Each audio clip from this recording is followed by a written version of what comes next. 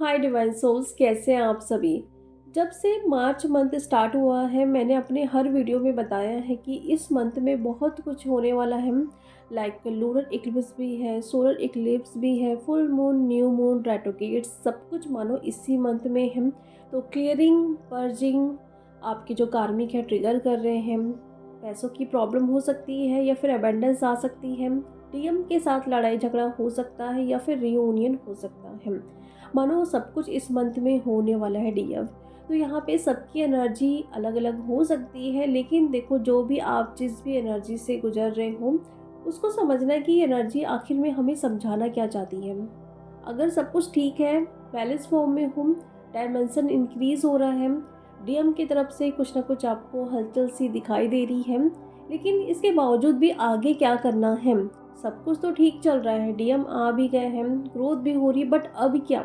वहीं पे कुछ डीएफ ऐसी हैं जिनको लग रहा था कि मानो अब सब कुछ ठीक हो गया है, मेरे इनर वर्क से डीएम चेंज हो रहे हैं, बट सडन एक टावर मूवमेंट के साथ वो गुजर रही हैं जहाँ पे डीएम के साथ सेपरेशन हो गया या फिर थर्ड पार्टी के बारे में उनको पता चल रहा है। तो उन्हें एक सो शॉक लग रहा है कि ऐसे कैसे हो सकता है, मैं तो इनर वर्क कर रही हूँ, फिर अचानक से ऐसा क्यों हो रहा है। जहाँ पे डीएम की शादी हो रही है या फिर डीएम के लाइफ में कोई और लड़की है, ये कैसे हो सकता है।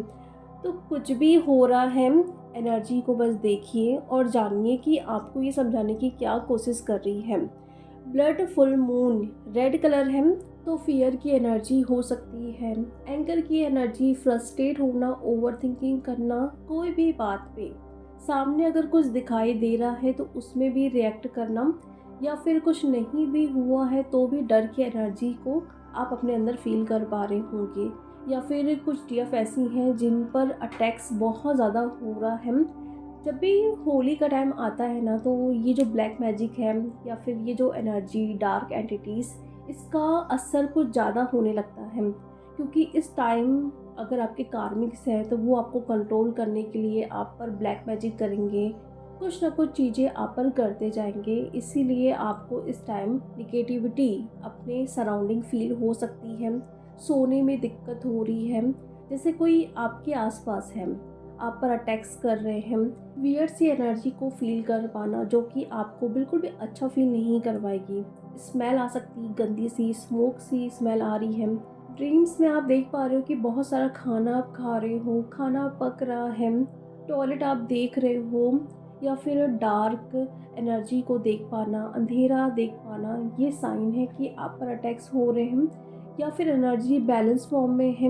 फिर भी ऐसे ड्रीम्स आपको आ रहे हैं, मीन्स अवेयर हो जाइए। आने वाले 2-4 दिनों में कार्मिक का ट्रिगर बढ़ सकता है या फिर ये एनर्जी आपको मैनिपुलेट कर सकती है।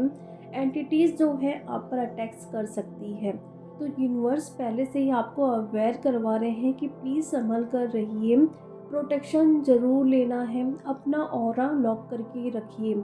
कितना भी ट्रिगर क्यों ना आ रहा हो, एनर्जी लो क्यों ना हो, तबीयत भी ख़राब हो रही है, फीवर हो रहा है, आपको रोका जा रहा है किसी न किसी तरीके से। क्योंकि फुल मून की एनर्जी है, हमें मैनिफेस्ट करना है। जो भी लूनर इक्लिप्स आता है, सोलर इक्लिप्स आता है, एक साइकिल कंप्लीट हो रहा है, कार्मिक को रिलीज़ करना है, हम अपने कर्मा क्लियरिंग कर रहे हैं।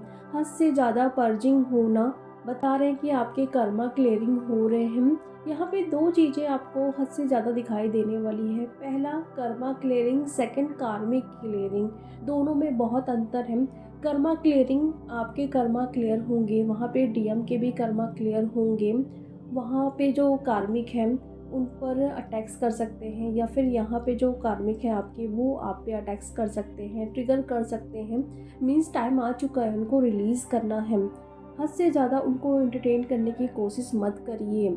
अगर जो लोग पसंद नहीं हैं आपको, कार्मिक हैं, आपको बिल्कुल भी अच्छा फील नहीं होता है उनके साथ रहने पे, तो रिलीज़ करिए। साइकिल कंप्लीट हो रहा है, उसी लूप में मत घूमिए। तो कर्मा क्लियरिंग हो रहा है, पर्जिंग हो सकती है, पुरानी बातें आपको याद आ सकती हैं। अगर आपने किसी के साथ कुछ गलत किया है या फिर आपके साथ कुछ अगर गलत हुआ है, वो सब बातें सोच के आप बहुत रो सकते हो, या फिर कार्मिक का ट्रिगर बढ़ सकता है। जहाँ पे आपको लगेगा कि मेरा कोई भी नहीं है अपना, जहाँ पे मैं उनसे बातें कर सकती हूँ, मेरे लाइफ में कोई भी सोलमेट नहीं है। ये होता ही है, लेकिन खुद को कमज़ोर बिल्कुल भी मत मानिए। ये जो एनर्जी है ना, भले आपको परेशान कर रही है इस टाइम, लेकिन आपको बोल भी रही है कि आपको एक्शन लेना है। कब तक आप सहते रहोगे? कार्मिक जो इतना ट्रिगर करते हैं, एक बाउंड्री आप मेंटेन करके रखें, या फिर जो आपके हस्बैंड हो सकते हैं, आपकी वाइफ हो सकती हैं, जो कार्मिक हैं, जो इतना ज़्यादा आपको ट्रिगर करती हैं कि आपकी एनर्जी पूरी तरीके से चूस लेती हैं, तो उनको रिलीज़ करिए। आप नहीं रह सकते उनके साथ, ये खुद आपको फ़ील होता है, तो क्यों रहना उनके साथ?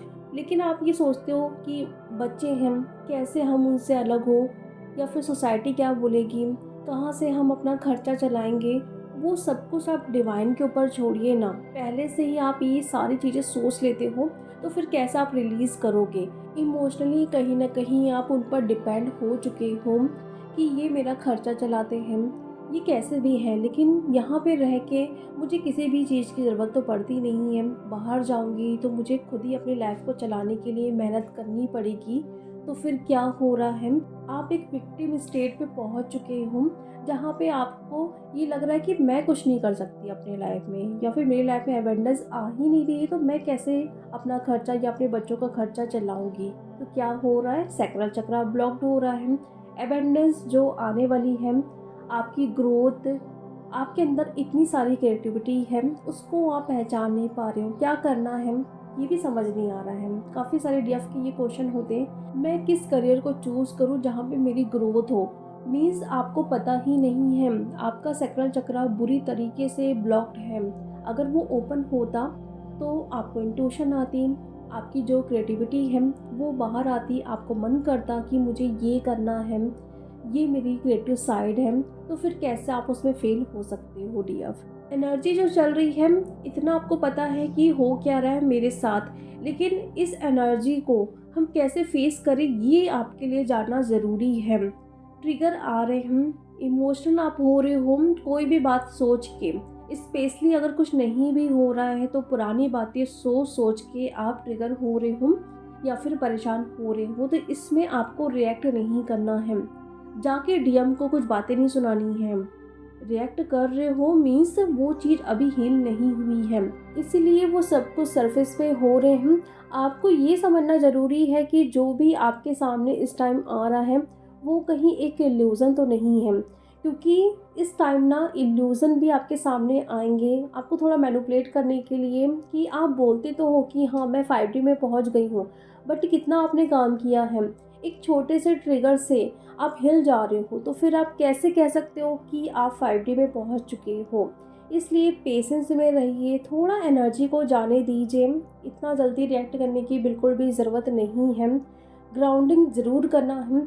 एनर्जी आ रही है, हैवी फील हो रहा है, तो उसको ग्राउंड भी करना ज़रूरी है। और साथ में इस टाइम ना आपके आसपास के लोग हो सकते हैं या फिर डीएम की साइड से जो ऐसी बातें जो आपको अभी तक पता भी नहीं है वो रिवील होने वाली हैं, तो उस पे ध्यान देना है।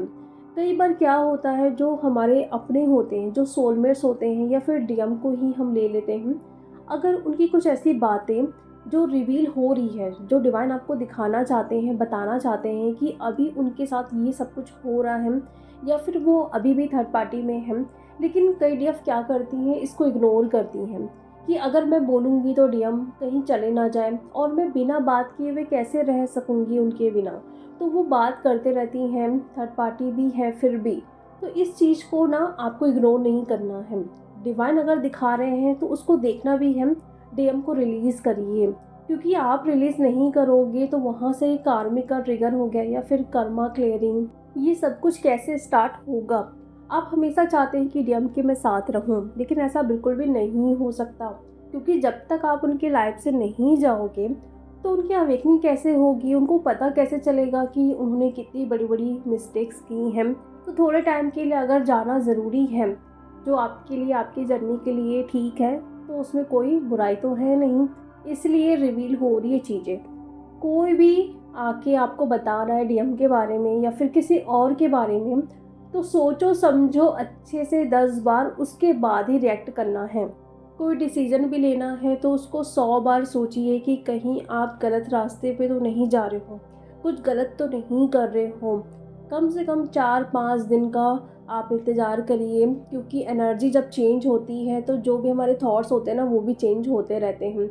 अगर आप देख पा रहे हैं वो थॉट्स आपको बार-बार आ रहे हैं, या फिर आपको लग रहा है कि मुझे करना है मतलब करना है, 6-7 दिन हो गए, 8 दिन, 10 दिन हो गए, फिर भी आपको लग रहा है कि मुझे करना है, मीन्स करना है, तो वो आपके लिए, आपके हाईएस्ट गुड के लिए बेस्ट है। तभी वो थॉट्स अभी तक आपके दिलो-दिमाग से नहीं गया है। तब जाके डीएफ आप एक्शन लीजिए। इस टाइम अपनी ऑरा को प्रोटेक्ट करके रखिए। एनर्जी जहाँ पे लीक होती है, किनसे लीक होती है, क्या करने से लीक हो रही है, उस चीज़ पे ध्यान दीजिए। कोई कार्मिक है जो इस टाइम आपको कुछ भी खाने को दे रहा है, प्लीज़ उनके हाथों से कुछ भी ना खाएँ। आपकी एनर्जी हद से ज़्यादा ड्रेन यहाँ पे हो सकती है। तो ये एनर्जी चल रही है डियर, प्लीज़ अपना ध्यान रखिए। तो चलिए अब हम मिलते हैं नेक्स्ट वीडियो में। Thank you so much.